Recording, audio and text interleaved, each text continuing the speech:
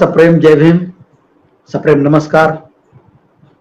पुन्हा एकदा सर्वसामान्य भारतीय नागरिकांना मी अनंत भवरे आपल्यातर्फे आव्हानात्मक आज एक विषय घेऊन या ठिकाणी आपल्या समोर आलेला आहे. आज एक विषय असा आहे की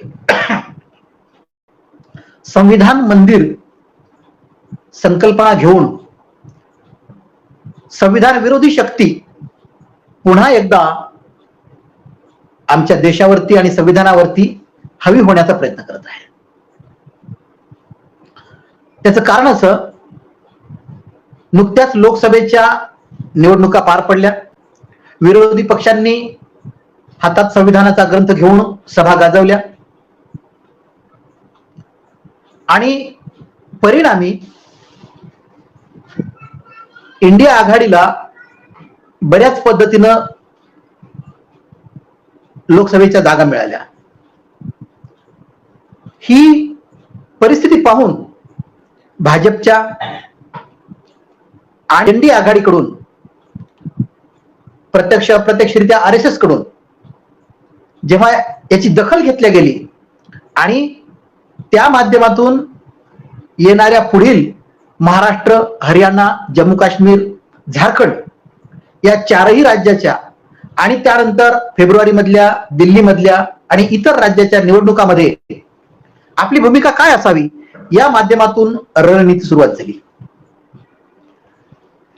सुरुवातीला जर आपण विचार केला, काल 15 सप्टेंबरला मुंबईमध्ये संविधान मंदिराची संकल्पना महाराष्ट्रामध्ये 434 औद्योगिक प्रशिक्षण संस्था म्हणजेच ITI माध्यमातून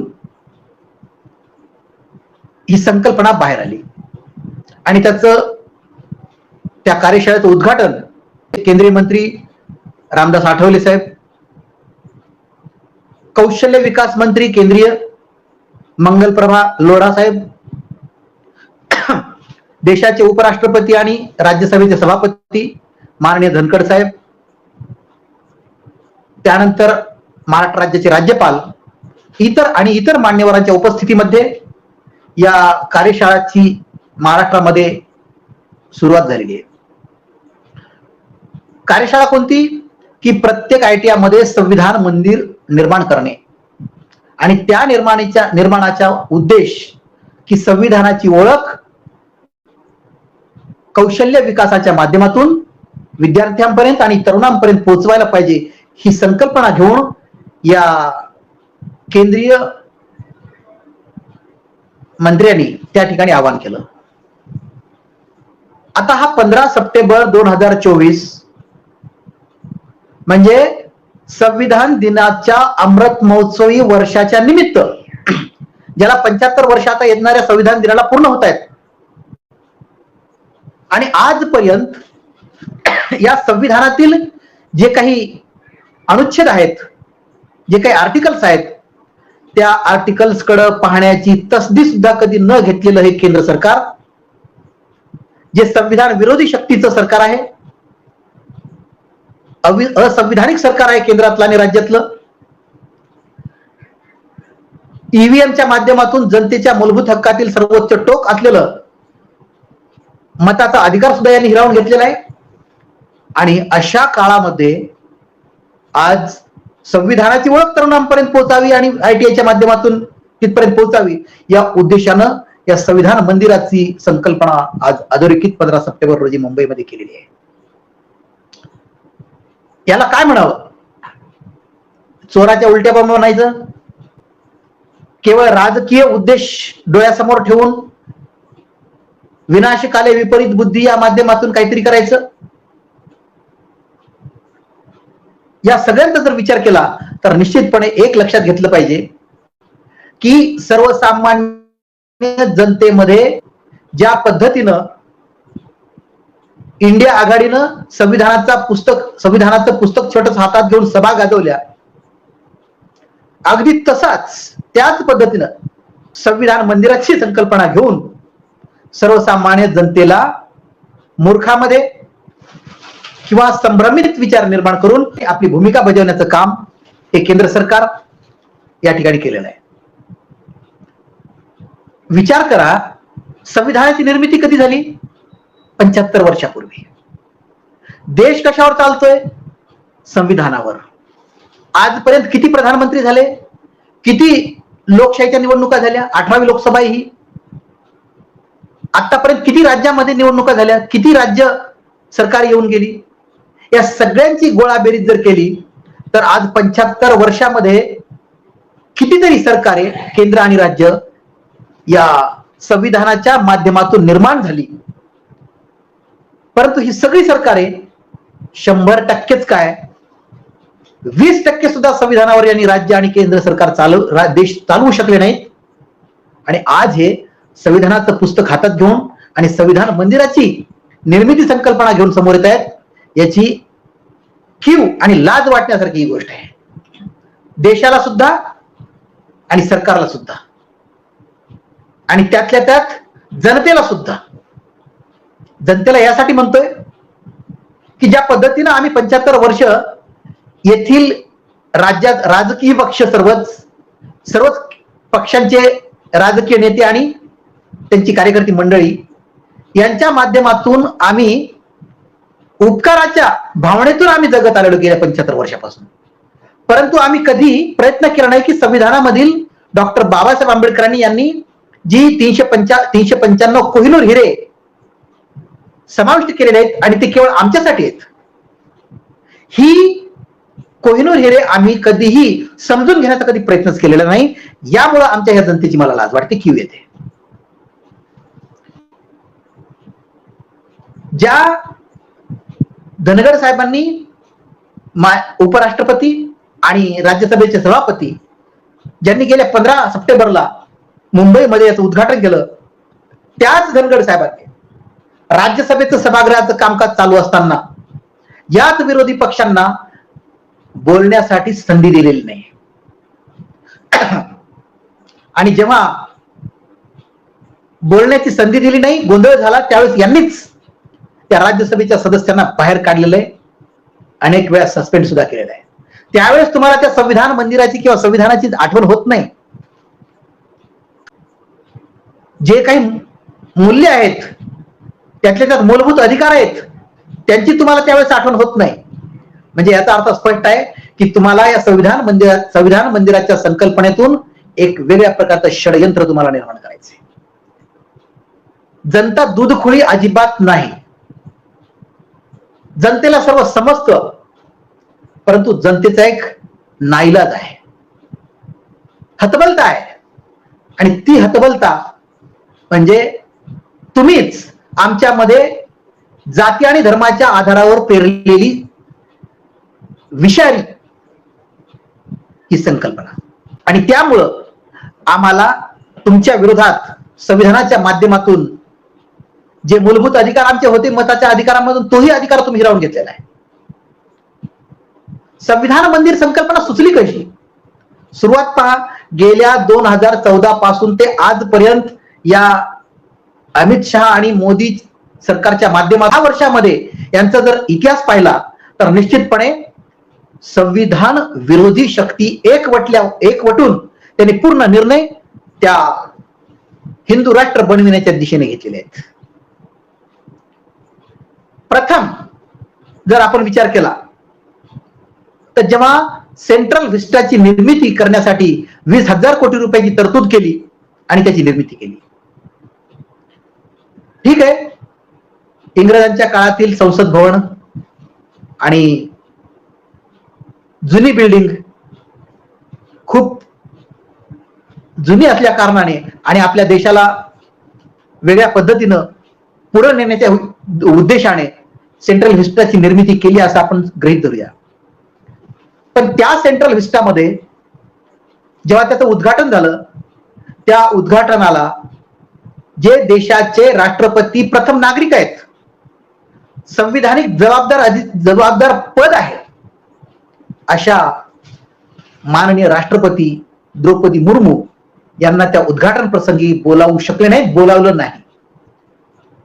हा संविधानाचा अपमान नाही का?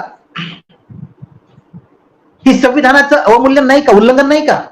आज तुम्ही संविधान मंदिराची कल्पना करताय, तर हे सुरुवातीलाच या ठिकाणी आपण सेंट्रल विस्टाच्या निमित्तानं उद्घाटन प्रसंगी राष्ट्रपतींना न बोलवणे हे संविधानाचे उल्लंघन नाहीये का? हा पहिला प्रश्न.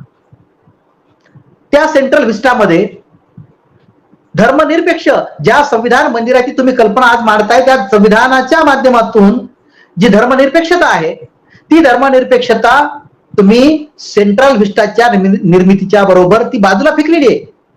त्या ठिकाणी तुम्ही एका धार्मिक प्रतीक असलेल्या सेंगोलचं प्रतीक त्या ठिकाणी तुम्ही उभा केलेलं आहे. म्हणजे याचा अर्थ तुम्हाला एका जे तुम्ही सांगताय हिंदू राष्ट्राच्या दिशेनं, निर्मितीच्या दिशेनं तुम्हाला जायचंय, ते या ठिकाणी तुमचं लपून राहिलेलं नाहीये. त्यानंतर सेंट्रल विस्टाची निर्मिती केल्याच्या नंतर अनेक कायद्यातील बाजूला ठेवून उल्लंघन करण्याचे अनेक प्रयत्न तुम्ही संधी सोडलेली नाहीये. यामध्ये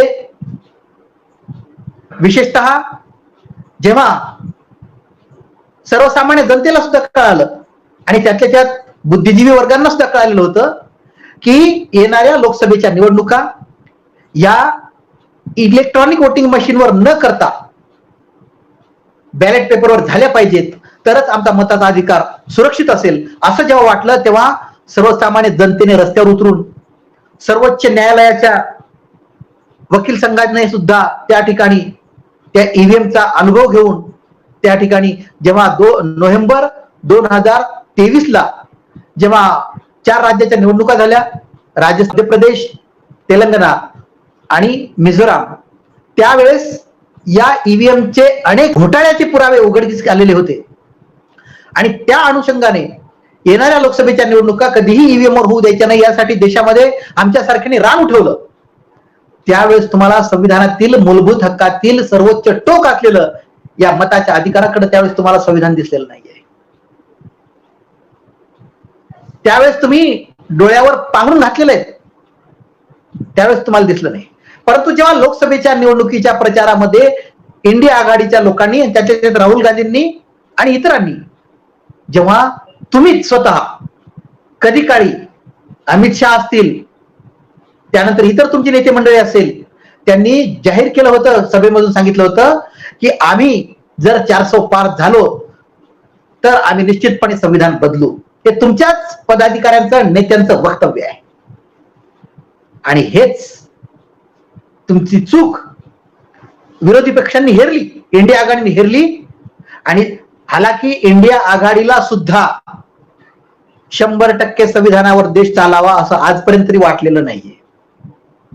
पण असो, काही का असेना, त्यांनी तुमची ती बाजू घेतली आणि त्या बाजूचा त्यांनी निवडणुकीमध्ये इश्यू केला आणि सर्वसामान्य जनतेपर्यंत सांगितलं की जर 400 पार झाले तर हे संविधान बदलणार आहेत. डॉक्टर बाबासाहेब आंबेडकरांनी लिहिलेलं संविधान बदलणार म्हटल्याच्या नंतर आमची सर्वसामान्य जनता अंधश्रद्धाळू का असेना, परंतु त्यांना मात्र बाबासाहेबांची अस्मिता टिकविणे हे स्वतःच्या हृदयातून सिद्ध करून त्यागाने, संघर्षाने समर्पित होण्याची वेळ आलेली आहे हे जेव्हा जाणवलं, तेव्हा त्यांनी निश्चितपणे इंडिया आघाडीला जास्तीत जास्त पद्धतीने निवडून देण्याचा प्रयत्न केला आणि ते त्यामध्ये यशस्वी झाले. सांगायचं तात्पर्य असं की संविधान मंदिराची ही जी संकल्पना आहे, मला सांगा, संविधान मंदिर हे कुठली संकल्पना, कुठल्या शब्दामध्ये याला जोडल्या गेलं? तुम्ही एक दगडाची मूर्ती असेल, देवाचा फोटो असेल, त्यामध्ये वेगवेगळ्या प्रकारच्या प्रतिमा असतील आणि त्या मंदिरामध्ये पुजारी असेल, पुजाऱ्याचं पोट त्या मंदिरावर असतं आणि काहीतरी मंत्रोच्चार करून दररोज पूजा केली जाते आणि अंधभक्त त्या ठिकाणी, काही श्रद्धावान असतील किंवा अंधभक्त असतील, ते त्या ठिकाणी येऊन आपल्या मनातील ज्या काही मनोकामना असतील त्या तिथं अभिव्यक्त होतात आणि त्या पद्धतीने ती जगतात. ही मंदिराची संकल्पना. या मंदिराच्या संकल्पनेमध्ये तुम्ही संविधान आणून बसवलेलं आहे. मंदिराच्या संकल्पनेमध्ये संविधान तुम्ही आणून बसवताय, म्हणजे या देशामधील हिंदू धर्म हा सर्वात लोकसंख्येने मोठा आहे आणि या हिंदू धर्मातील सर्वसामान्य जनता ही अंधश्रद्धाळू आहे आणि त्या अंधश्रद्धाळू जनतेला तुम्ही पुन्हा एकदा ज्या पद्धतीनं यांनी संविधानावरती सभा गाजवल्या तसं त्या संविधानाला तुम्ही मंदिरात नेऊन पूजेसाठी ठेवणार हे या ठिकाणी सिद्ध होते. म्हणजेच संविधानाच्या ग्रंथाचं पूजन त्या ठिकाणी व्हायचंय. मग अंधश्रद्धेच्या माध्यमातून का होईना बाबासाहेबांचं संविधान आहे म्हणून त्या ठिकाणी लोक सगळे जाणार आणि त्या मंदिरामध्ये सर्वच, मग अल्पसंख्याक असतील, ओबीसी असतील, बहुजन असतील, सर्वच जाणार. का तर या मंदिरामध्ये संविधान आहे आणि एकदा मंदिरामध्ये गेलं की मग अंधश्रद्धा पुन्हा जोमाने उठून त्या ठिकाणी पुन्हा एकदा आम्ही तुमचा जो उद्देश आहे हिंदू राष्ट्राच्या दिशेने त्या दिशेने जाण्यासाठी तुम्ही याच सर्वसामान्य जनतेला प्रवृत्त करणार हेच या ठिकाणी सिद्ध होते. आणि विशेष म्हणजे संविधान या शब्दाचा अर्थ आहे संयुक्त विधान. संयुक्त म्हणजे सर्वसमावेशक, सर्वांसाठी, all for, all concepts included in this concept, that's called the Constitution of India. म्हणजे संयुक्त विधान म्हणजे संविधान, विधान म्हणजे नियम आणि हे नियम सर्वांसाठी लागू असलेलं आणि हे संयुक्त विधान म्हणजे संविधान ही एक बाजू आणि तुम्ही त्याला मंदिर जोडलेलं आहे.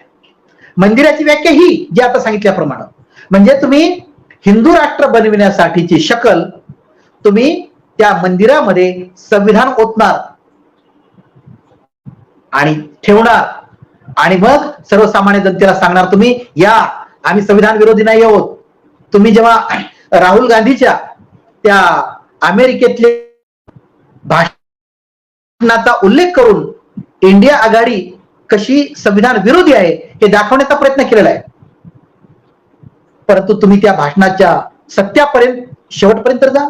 कमीत कमी मी अनेक वेळेस ही संकल्पना सांगितलेली आहे.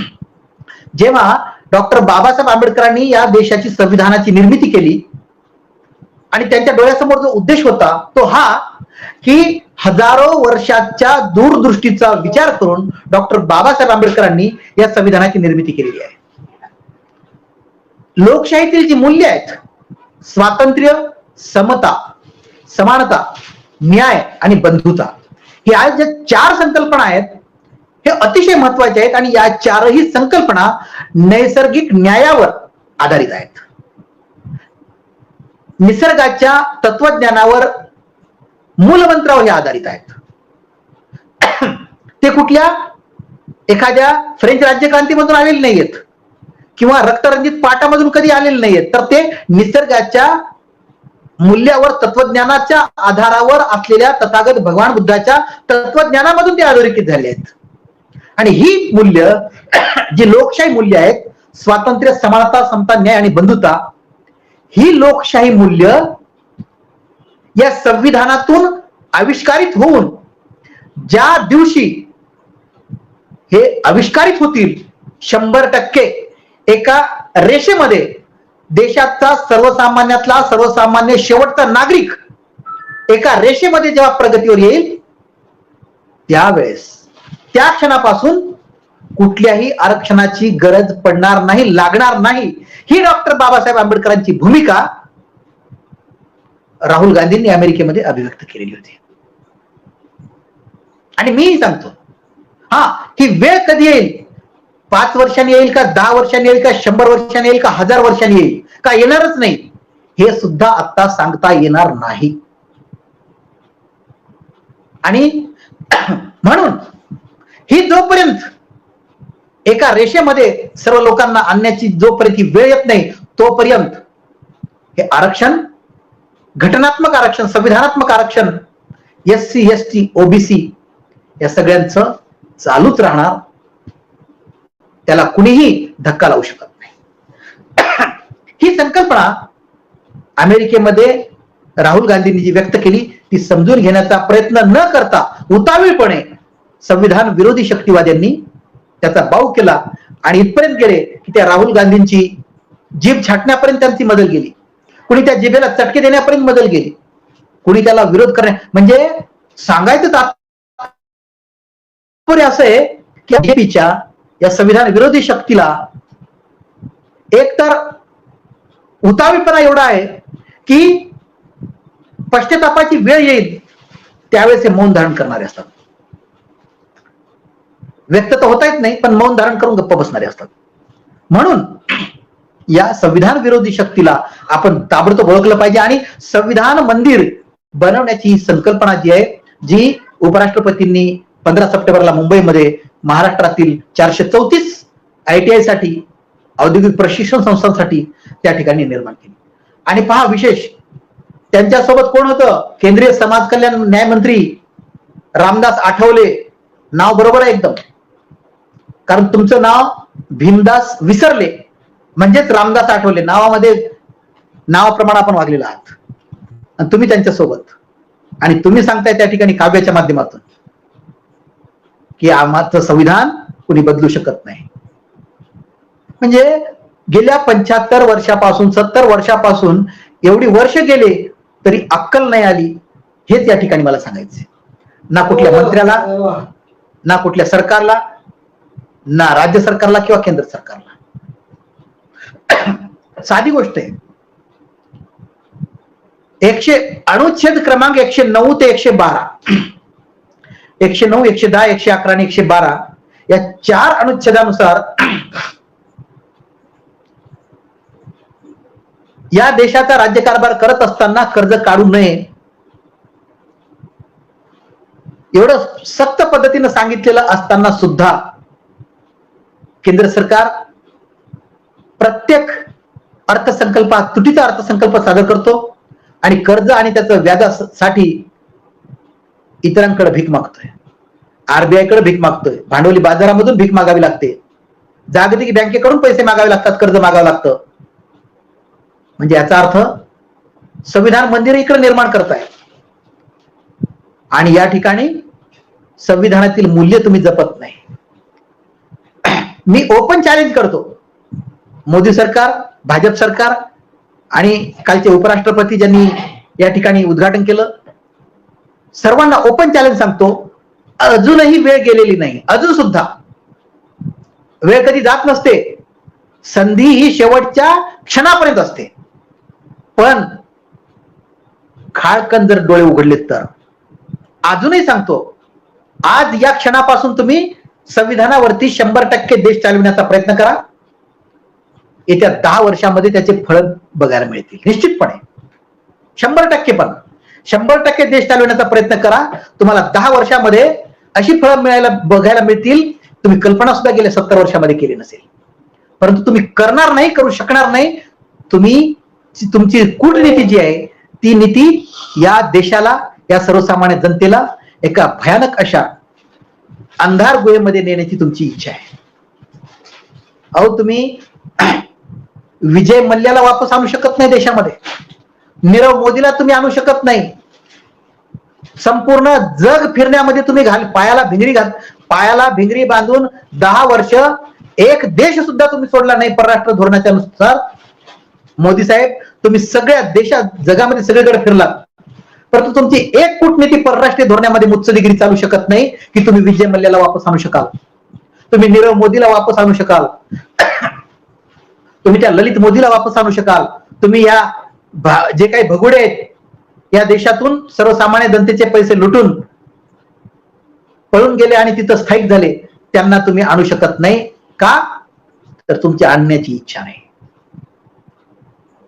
याचा अर्थ स्पष्ट आहे की तुम्हाला संविधान मंदिर या संकल्पनेच्या माध्यमातून सर्वसामान्य जनतेला दाखवायचंय की आम्ही संविधान विरोधी नाही आहोत, आम्ही संविधान बदलणारे नाही आहोत. जे विरोधकांनी इंडिया आघाडीने लोकसभेच्या माध्यमातून जो काही प्रचार केला, नॅरेटिव्ह प्रचार केला, तसे आम्ही नाही आहोत हे दाखवण्याचा केविलवाना प्रयत्न म्हणजे गेल्या 15 सप्टेंबरचा हा संविधान मंदिराच्या संकल्पनेचा उगम आहे. आणि त्यातल्या त्यात विशेष महाराष्ट्रामध्ये येणाऱ्या निवडणुका विधानसभेच्या येणाऱ्या विधानसभेच्या निवडणुकीमध्ये तुमच्याकडे मुद्दे राहिलेले नाहीयेत. पहिली गोष्ट, जिथं जिथं मोदींनी सभा घेतल्या त्या जागा गेलेल्या आहेत, हेही माहितीला माहितीये. मुद्दे नाहीयेत. लाडकी बहीण आणली, अजूनही अनेकांच्या खात्यामध्ये पैसे आलेले नाहीयेत 3 महिने झाले तरी. अनेक लाडकी भाऊ योजना आणली, त्याच्यामध्ये सुद्धा अजून काही लाभ नाहीये. तुम्हाला माहितीये की विधानसभेच्या निवडणुकाचा आचारसंहिता घोषित झाली की हे सगळं संपणार आहे.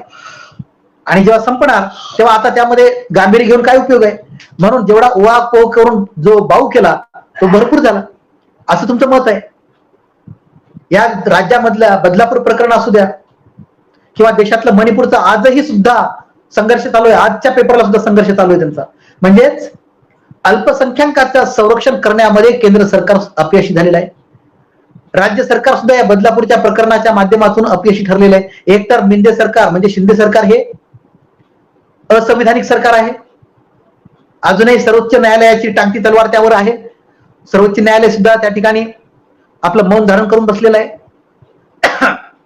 आणि विशेष म्हणजे प्रधानमंत्री मोदी जेव्हा सर्वोच्च न्यायालयाचे मुख्य न्यायमूर्ती माननीय चंद्रचूड साहेबांच्या घरी गणपतीच्या पूजेला आरतीला गेले, त्याच वेळेस सर्वसामान्य जनतेमध्ये आणि विशेषतः सद्विचारी बुद्धिजीवी वर्गामध्ये एक धोक्याची घंटा वाजली. आणि ती धोक्याची घंटा ही की ज्या पद्धतीनं डॉक्टर बाबासाहेब आंबेडकरांनी स्वतंत्र न्याय यंत्रणा म्हणजे ज्युडिशियरी हे एक्झिक्युटिव्ह म्हणजेच कार्यकारी मंडळ म्हणजे सरकार यांच्यापासून अलिप्त ठेवण्याची जी प्रक्रिया संविधानामधून दिली, जो प्रोटोकॉल दिलेला आहे त्याला छेद देण्याचं काम या सोंगाड्या नरेंद्र मोदींनी केलेलं आहे. सोबत मीडिया घेऊन, मीडियाचे कॅमेरे सोबत त्यांच्या. खरं म्हटलं तर चंद्रचूड साहेबांनी सुद्धा त्या ठिकाणी स्पष्ट नकार द्यायला पाहिजे होता की तुम्ही या ठिकाणी यायचं नाही, स्पष्ट. कारण जेव्हा संविधानिक पदावर जेव्हा एखादा व्यक्ती बसतो तेव्हा त्या व्यक्तीला खाजगी जीवन जरी असलं तरी जबाबदार हे संविधानिक पद असतं. ते 24 तास झोपेत सुद्धा ते त्या ठिकाणी नैतिकता पाळावी लागते. आणि ती नैतिकता या ठिकाणी चंद्रचूड साहेबांनी मोदी साहेबांना येऊ देऊन पाळली नाही हेच सिद्ध होतं. आणि म्हणून एक धोक्याची घंटा या देशाला झालेली आहे की या सर्वोच्च न्यायालयाच्या स्वतंत्र न्याय यंत्रणेला धक्का या प्रधानमंत्र्यांनी दिलेला आहे का काय, ही भीती आणि ही संशयता या देशामध्ये सर्वसामान्य जनतेमध्ये निर्माण झालेली आहे. या स्वतंत्र न्याय यंत्रणेचं महत्व किती आहे याविषयी किंवा या संविधानिक पदावर बसणाऱ्या व्यक्तीचं महत्व किती आहे हे जर पाहत असेल तर पहिले राष्ट्रपती डॉक्टर राजेंद्र प्रसाद जेव्हा बिहारच्या दौऱ्यावर येतात त्यावेळेस त्यांचा जुना मित्र सहकारी छगलानी हे डॉक्टर राजेंद्र प्रसादांना भोजनाचं आमंत्रण देतात. त्यावेळेस डॉक्टर राजेंद्र प्रसाद स्पष्ट नकार देतात आणि सांगतात की संविधानिक पदावर बसलेल्या व्यक्तीला खाजगी जीवन हे नसतं. ही संविधानाची नैतिकता पाळण्याचं कर्तव्य हे असं आहे. आणि तुम्ही माननीय चंद्रचूड साहेब, तुम्ही तरी निदान या ठिकाणी हे होऊ द्यायला नव्हतं पाहिजे. कारण या सोंगाड्यांनी तर अनेक सोंग घेतलेली आहेत. एक देश सोडला नाही त्यांनी की त्यांनी भेट दिली नाही. आंतरराष्ट्रीय पातळीवरील आपल्या देशातले जे गुन्हेगार आहेत त्यांना शोधून काढण्यासाठी प्रयत्न केलेले नाही. ज्या पाकिस्तानमध्ये दाऊद इब्राहिम सारखे आजही लपून राहतात त्यांना आणण्यासाठी प्रयत्न केलेले नाहीत. कसे करणार? कारण तुम्हीच गुन्हेगारी वृत्तीचे. त्या पदावर बसलेले आहेत. एक तडीपार त्या ठिकाणी गृहमंत्री झालेला आहे. म्हणजे एकंदरीत संविधानिक पदावर बसून तुम्ही संविधानाच्या विरोधी कृती करत आणि यामधून संविधानाच्या मंदिराची निर्मिती करून पुन्हा तुम्ही जनतेला एका संभ्रम अवस्थेत निर्माण करण्याचा प्रयत्न करताय. जे संविधान धर्मनिरपेक्षता शिकवतं ते तुम्ही एका धर्माच्या मंदिरामध्ये तिला नेऊन बसवताय आणि त्या मंदिरात बसवता यासाठी केवळ आणि केवळ तुमचा राजकीय स्वार्थ आणि कमीत कमी दूरदृष्टीचा स्वार्थ तरी निर्माण करा. दूरदृष्टीचा स्वार्थ. जे अटल बिहारी वाजपेयी होते माननीय, किती नैतिक मूल्य त्यांनी जपलेली आहेत, तेही भाजपचेच. म्हणजे या भाजप भारतीय जनता पक्षाने नैतिकता एवढी संपवून टाकलेली आहे स्वतःच्या पक्षामध्ये आणि नेत्यांमध्ये की त्यांना पुन्हा वर तोंड काढण्याची संधी मिळेल किंवा नाही. विशेष म्हणजे उपराष्ट्रपतींनी या संविधान मंदिराची घोषणा करावी. उपराष्ट्रपती जे संविधानाच्या पदावरती, संविधानिक पदावरती राष्ट्रपतीच्या नंतर ज्यांचा नंबर लागतो ते त्यांनी ही घोषणा करावी. खरं एक सांगावंच वाटतं, राष्ट्रपती, उपराष्ट्रपती, राज्यपाल किंवा लेफ्टनंट गव्हर्नर ही जी पदं आहेत, ही पदं कुठल्याही राजकीय पक्षातून यायलाच नाही पाहिजे. अजिबात यायला नाही पाहिजे. कारण संविधानिक पदावरती बसताना जी शपथ घेतल्या जाते त्या शपथेचं उल्लंघन ही 100% मंडळी करत असतात. कुणी असू द्या ते. आणि आमच्या देशामध्ये जातीचा तर एवढा गर्व आहे. याच मोदी सरकारने आम्ही आदिवासींना सुद्धा राष्ट्रपती करू शकतो म्हणून माननीय द्रौपदी मुर्मू यांना राष्ट्रपती पदावर बसवलं, विराजमान केलं. ज्या भाजपच्या पदाधिकारी होत्या, नेत्या होत्या, कार्यकर्त्या सुद्धा होत्या कधी काळी.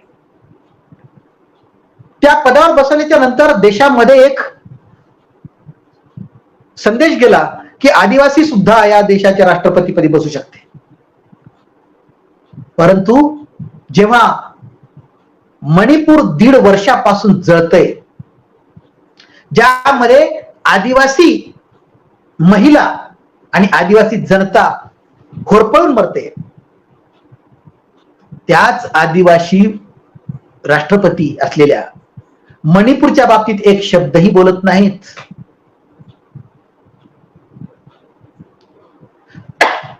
परंतु विरोधी पक्षाचं सरकार असलेल्या पश्चिम बंगालच्या ममता बॅनर्जीच्या सरकारच्या विरोधात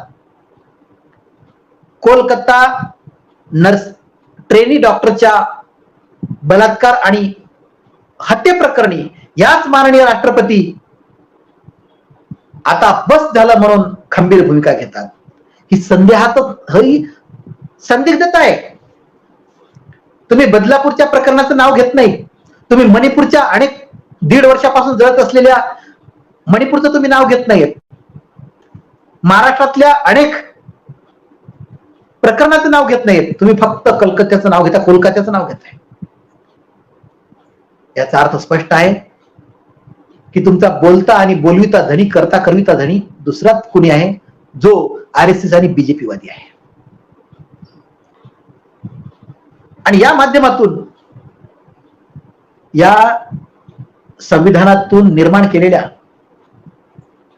राष्ट्रपती पद असेल, सर्वोच्च न्यायालयाचे सरन्यायाधीश असतील, प्रधानमंत्री असतील, त्यांचं मंत्रिमंडळ असेल, राज्यसभा असेल, लोकसभा असेल, विधानमंडळ असेल, मुख्यमंत्री असतील, हे सरकार असेल, राज्य, ही सर्व जी काही संविधानातून निर्माण झालेले हे लोकशाहीचे जे घटक आहेत, हे सर्व घटक आज केवळ आणि केवळ 5 वर्षातून एकदा ज्या निवडणुका येत आहेत त्या निवडणुकीच्या साठी या जनतेला संभ्रमित ठेवून, जनतेचा वैचारिक गोंधळ निर्माण करून, केवळ आणि केवळ राजकीय महत्वाकांक्षेपोटी निवडणुकीच्या महत्वाकांक्षेपोटी यांनी असे वेगवेगळे इश्यू निर्माण करून जनतेमध्ये सोडलेले आहेत. आणि त्यापैकीच एक हा संविधान मंदिर ही संकल्पना माननीय उपराष्ट्रपतीच्या माध्यमातून इथपर्यंत पोहोचलेली आहे. याच्या मागे षडयंत्र RSS राष्ट्रीय स्वयंसेवक संघ, याच्या मागे षडयंत्र अमित शहा मोदी, याच्या मागे षडयंत्र एकंदरीत संपूर्ण संविधान विरोधी शक्तीच आहे. आणि यामुळं या देशामधला सर्वसामान्य भारतीय नागरिक हा संभ्रमित अवस्थेत सापडण्याची शक्यता आहे. परंतु एक या व्याख्यानाच्या माध्यमातून, संवादाच्या माध्यमातून आपण प्रत्येक भारतीय सर्वसामान्य नागरिकांनी स्वतःच्या विवेक शक्तीला प्रश्न विचारावेत की जीही मी कुठल्याही पक्षाचा या ठिकाणी प्रचार सांगत नाहीये, कारण या देशातला प्रत्येक नागरिक हा कोणत्या ना कोणत्या राजकीय पक्षाचा अनुयायी आहे. या देशातला प्रत्येक नागरिक कोणत्या ना कोणत्या राजकीय नेत्याचा अनुयायी आहे. या देशातला प्रत्येक भारतीय नागरिक हा कुठल्याही तरी धर्माचा अनुयायी आहे, कुठल्या तरी त्या धर्माच्या पवित्र ग्रंथाचा अनुयायी आहे, पाहिजे आहे. पण मी स्वाभिमानानं सांगतो की मी या देशातील मानवता धर्माचा मी पाईक आहे आणि जी मानवता धर्माची मूल्य बौद्ध धम्मात आहेत त्या धम्माचा मी उपासक आहे. आणि या मानवता धर्माचा पवित्र ग्रंथ जो आहे तो म्हणजे भारतीय संविधान आहे आणि त्या भारतीय संविधानाचा मी कट्टर अनुयायी आहे, समर्थक आहे. जी डॉक्टर बाबासाहेब आंबेडकरांनी संविधानातील मूलभूत हक्काच्या माध्यमातून 19क च्या माध्यमातून जे अभिव्यक्ती स्वातंत्र्याचा हक्क प्रत्येकाला दिलेला आहे, अप्रत्यक्षरित्या तो मलाही आलेला आहे आणि त्या अधिकाराच्या वापरातून अंमलबजावणीमधून मी आपल्याशी सुसंवाद साधू इच्छितोय. ते यासाठीच की या सर्वच राजकीय पक्षांच्या भूल थापांना बळी न पडता, कुठल्याही आमिषाला बळी न पडता आपण बाबासाहेबांनी आपल्याला मतदान कुणाला करावं याविषयी स्पष्ट सांगितलेलं आहे.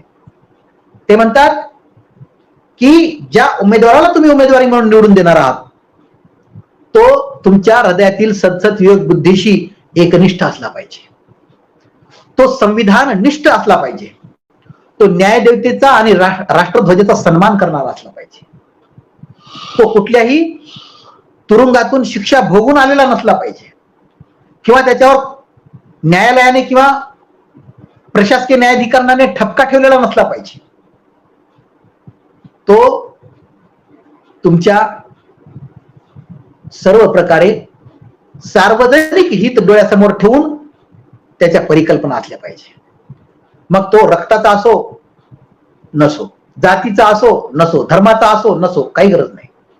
तर तो केवळ आणि केवळ 100% संविधान निष्ठ पाहिजे. अशा उमेदवाराला आपण जर निवडून दिलात तर निश्चितपणे संविधानाची जागृती आणि संविधानाची आविष्कारिता आपोआप झाल्याशिवाय राहणार नाही. परंतु ही जी संकल्पना आहे ही संकल्पना कधी पाहिजे होती? 1960 सालापासून व्हायला पाहिजे होती. पण मी मगाशी म्हटल्याप्रमाणे की अजूनही वेळ गेलेली नाहीये आणि त्या माध्यमातून आपण निश्चितपणे तसा प्रयत्न करावा. आपण आता नरेंद्र मोदी सरकारने एक सांगितलेलं आहे, 1 नेशन 1 इलेक्शन ही संकल्पना त्यांनी कॅबिनेट मधून मंजूर करून घेतली. आता ती लोकसभा आणि राज्यसभेमध्ये मांडून त्याच्या माध्यमातून कायदा निर्मिती करण्याचा प्रयत्न आहे. एक देश एक निवडणूक म्हणजे बघा, प्रत्येक राज्याच्या निवडणुका, विधानसभा निवडणुका आणि त्याच्यासोबतच केंद्रातील लोकसभेच्या निवडणुका एकाच दिवशी एकाच वेळी व्हायला पाहिजे अशी ती संकल्पना आहे. म्हणजे याचा अर्थ असा आहे की 5 वर्षातून फक्त 1 दिवस आम्ही मतदान करणार आणि त्यांना माहिती आहे की या मताच्या पोटी येथील सर्वसामान्य जनता जी संविधानातून कधी जागृत होऊ शकली नाही ती फक्त जातीच्या आधारावर, धर्माच्या आधारावरच अंधभक्तीच्या माध्यमातून निर्माण झालेली आहे आणि त्या पद्धतीनं परंपरेनं गेल्या 75 वर्षामधून ती आलेली आहे. तर त्या जनतेला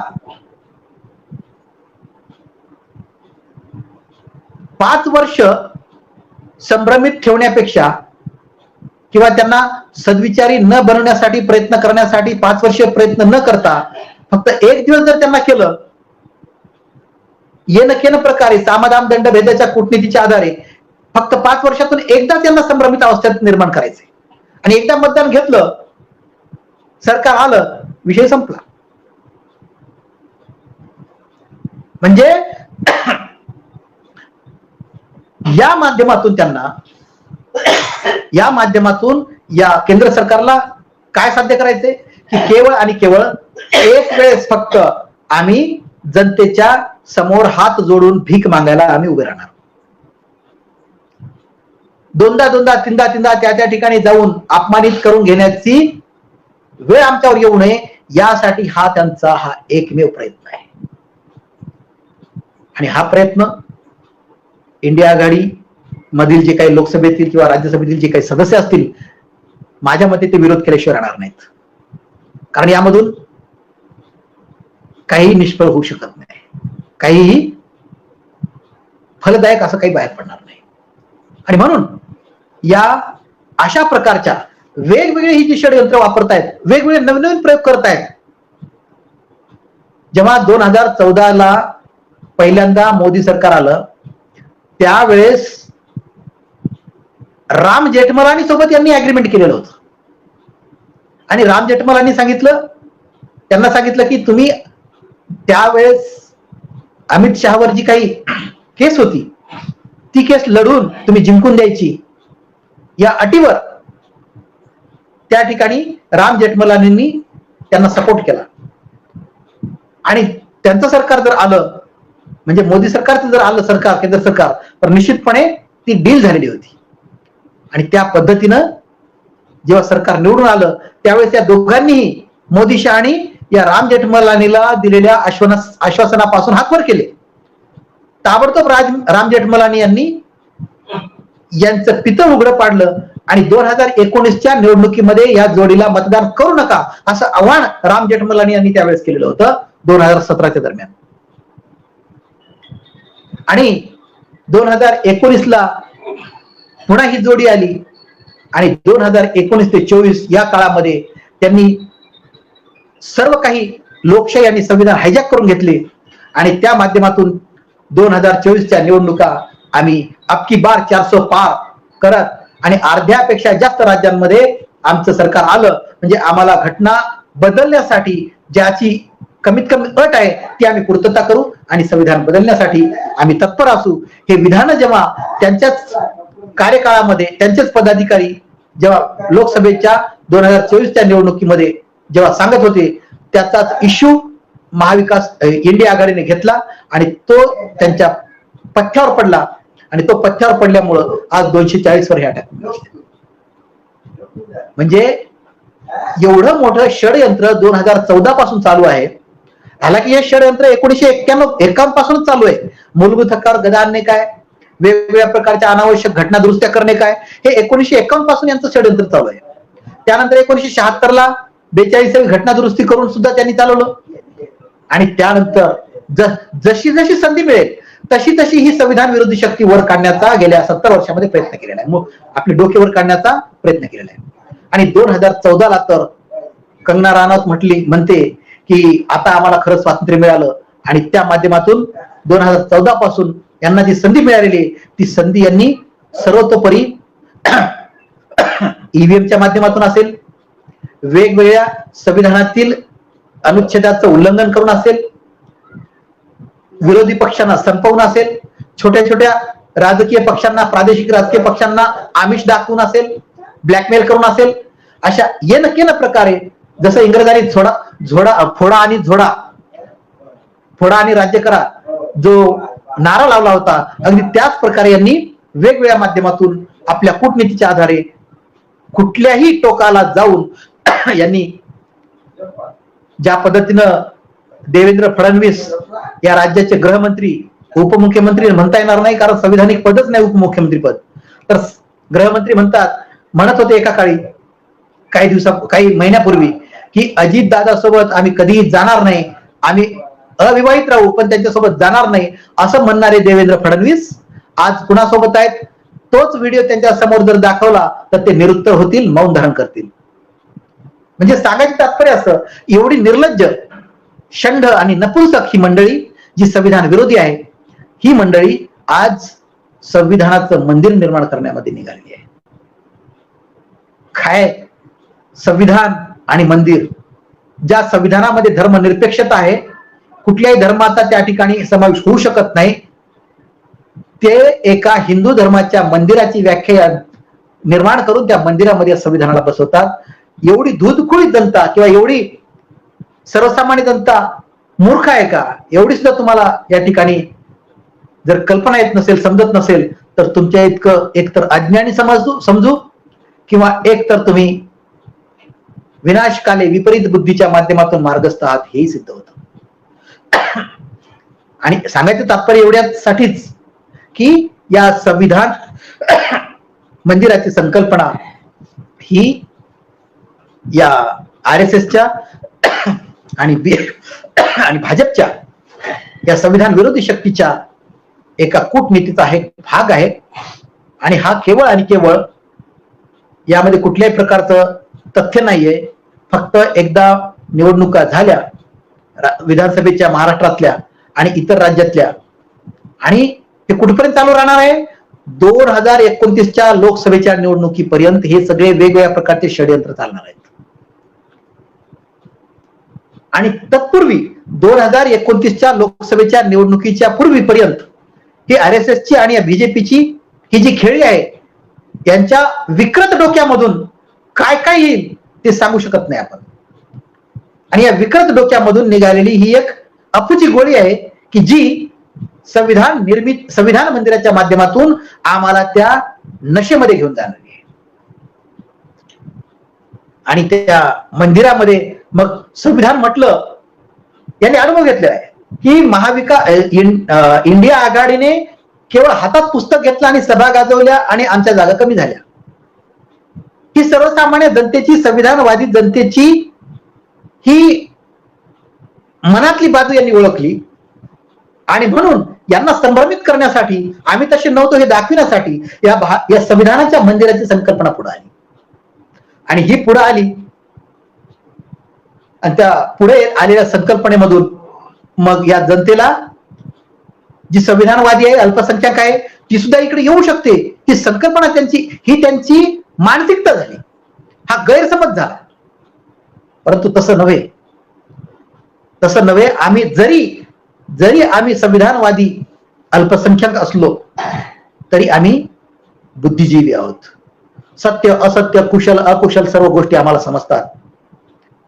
कारण तथागत भगवान बुद्धांनी ही पारख करण्याची आम्हाला संधी दिलेली आहे. डॉक्टर बाबासाहेब आंबेडकरांनी आम्हाला आक्रमक आंबेडकरवाद शिकविलेला आहे. जो संविधानवादी आहे, शांतीतून क्रांती निर्माण करणार आहे. आणि म्हणून तुमचं हे षडयंत्र आम्ही कदापि यशस्वी होऊ देणार नाही, कदापि यशस्वी होऊ देणार नाही. त्यासाठी आम्ही बहुजन ओबीसी समाजामध्ये जाऊन या षडयंत्राच्या बाबतीत, आम्हाला माहित आहे तुमचे हे षडयंत्र फक्त निवडणुकीपुरते आहेत, राज्यातल्या विधानसभेच्या निवडणुकीपुरतेच आहेत. ही एकदा निवडणूक संपली की तुमच्या विकृत डोक्यामधून आणखी कुठली तरी संकल्पना येऊ शकेल. आणि येते, आल्याशिवाय राहत नाही. कारण तुम्ही गप्प बसणारे नाही आहात आणि तुम्ही गप्प बसू शकणार नाहीत.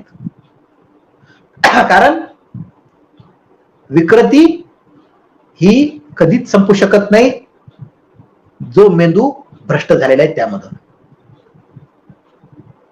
आणि त्यासाठी आम्ही संविधानवादी अल्पसंख्याक असेना, परंतु आम्ही आक्रमक आंबेडकरवादी आणि आक्रमक संविधानवादी आहोत. आणि हे आम्ही कधी सहन करू शकणार नाही. तुमच्या हे सगळे षडयंत्र, तुमच्या कूटनीतीला आम्ही तेवढ्याच ताकदीनं विरोध करून सर्वसामान्यांमध्ये जागृती निर्माण करण्याचा आम्ही शेवटपर्यंत प्रयत्न करू. त्यासाठी आम्ही त्याग, संघर्ष, समर्पण ही बाबासाहेबांनी आम्हाला प्रदान केलेली ही ऊर्जा आहे आणि या ऊर्जेचा वापर आम्ही कधीही दुसऱ्याला करू देणार नाही. आम्ही त्याच साठी वापर करणार. कारण एक कवी म्हणतात, असतील जरी आमुचे मतभेद आपसाचे, असतील जरी आमुचे मतभेद आपसाचे, जय भीमच्या नावावर करू बलिदान जीवाचे, करू बलिदान जीवाचे. शेवटी एकदा आवाहन करतो की गेल्या 75 वर्षामध्ये RSS असेल, हिंदू महासभा असेल, बजरंग दल असेल, विश्व हिंदू परिषद असेल, ही सामदाम दंडभेदाच्या कूटनीतीची ही सगळी आगार आहेत. यांच्या विकृत डोक्यामधून आजपर्यंत जशी संधी मिळेल तशा पद्धतीनं संविधान शक्तीला संपवण्याचं काम करत आहे. आणि यापुढेही ते करत राहतील. तेव्हा आपल्याला, जरी आपण अल्पसंख्याक असलो तरी आपण आक्रमक आंबेडकरीवादी बाणा कधीही खचू द्यायचा नाही, कधी नष्ट होऊ द्यायचं नाही आणि पराभूत तर कधीच नाही. अशा पद्धतीने आपण यांचा संविधान जागृतीच्या माध्यमातून असेल, संघर्षाच्या माध्यमातून असेल, रस्त्यावर उतरून संघर्ष करण्याची वेळ आली तरी हरकत नाही, परंतु या संविधान विरोधी शक्तीला आम्ही कधीही आमच्यावर हवी होऊ देणार नाही आणि होऊ देणार नाही एवढं आश्वासित करतो आणि या ठिकाणी थांबतो. जय संविधान, जय भारत, धन्यवाद, जय भीम.